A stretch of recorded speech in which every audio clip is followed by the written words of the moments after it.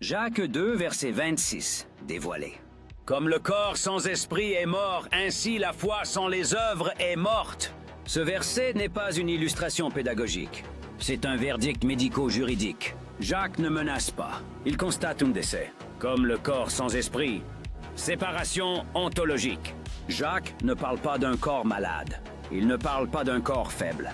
Il parle d'un corps séparé de son principe vital. Le mot grec pneuma ici n'est pas métaphorique.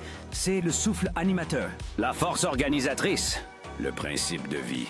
Un corps sans esprit n'est pas en transition. Il n'est pas en attente. Il est mort. La vérité crue. La vie ne se mesure pas à l'apparence, mais à la présence du souffle.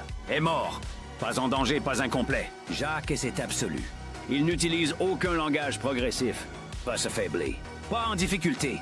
Pas en croissance. Il dit mort. Dans le royaume, la mort n'est pas une émotion. C'est une séparation réelle. Un corps peut être intact, présentable, reconnaissable, et pourtant totalement sans vie.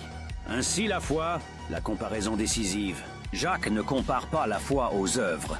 Il compare la foi au corps. Les œuvres ne sont pas un supplément. Elles sont le signe vital. Une foi sans œuvre n'est pas une foi immature. Ce n'est pas une foi en retard.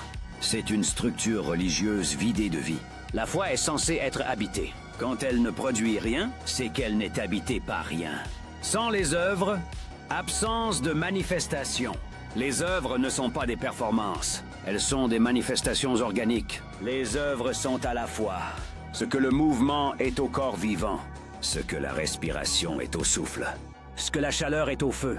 Si rien ne sort, c'est que rien n'habite. Jacques détruit une illusion clé. Les œuvres ne complètent pas la foi. Elle la révèle, est morte. Répétition volontaire. Jacques répète le mot. Il veut empêcher tout échappatoire théologique. Mortenho, mort en bas. Il verrouille le sens. Une foi morte peut parler, enseigner, défendre, corriger les autres, mais elle ne transmet aucune vie. Dans le royaume, ce qui ne transmet pas la vie est juridiquement considéré comme mort.